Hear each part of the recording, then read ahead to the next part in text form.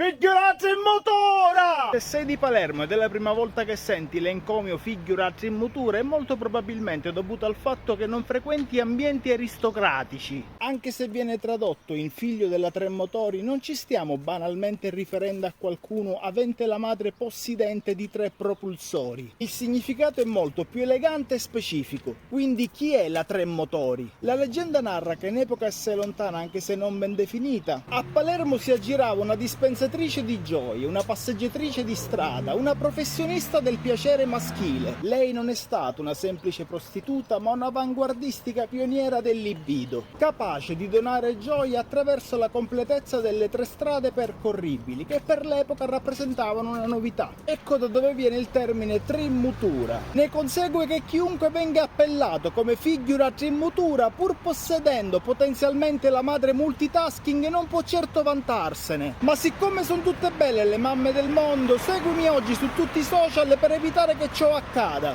Fammi sapere quale parola vorresti sentire nel prossimo video. Tagga o manda questo video a chi deve saperlo.